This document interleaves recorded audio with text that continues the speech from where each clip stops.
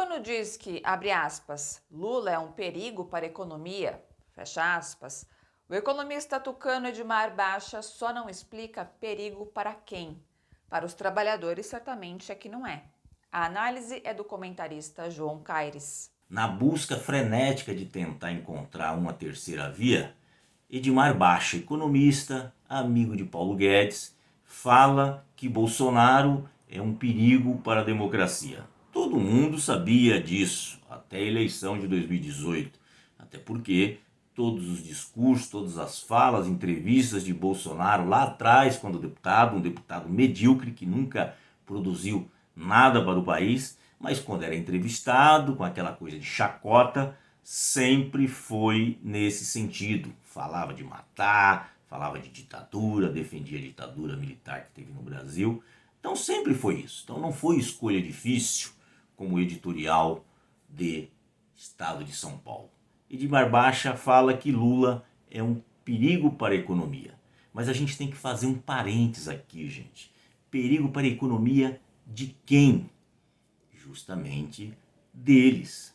E mesmo eles, que ganharam muito dinheiro, porque a economia no Brasil crescia, então era economia para todos. Eles ganharam muito dinheiro, mas queriam ganhar muito mais. Queriam esfolar o trabalhador, queriam tirar o direito. E a gota d'água foi quando a Dilma deu direitos à empregada doméstica. Então Edmar Baixa fala que Lula é um perigo para a economia.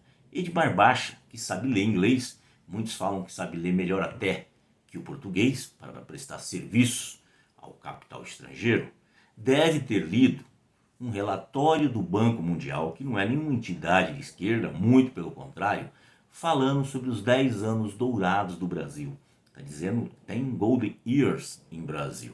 E aí eu estou mostrando aqui, vou pegar meu notebook, só uma coisinha, um detalhe para vocês olharem. Vocês estão vendo essa curva aqui? Essa é a curva de emprego no Brasil. Então aqui era o emprego informal, o bico, né, o ambulante, o cara que se virava para trabalhar. A gente tinha aqui, ó, um monte de pessoas no emprego informal, em torno de 55 milhões de pessoas, que se tornaram 44 milhões aqui embaixo.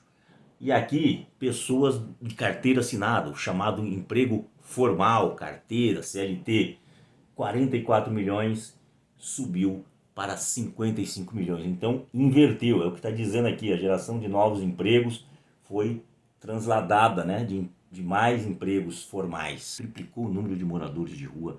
Pessoas que antes tinham casa de aluguel, não conseguem pagar, estão morando na rua. A situação está difícil, o desemprego aumentou. Ou seja, aquela curva que eu mostrei aqui está de volta.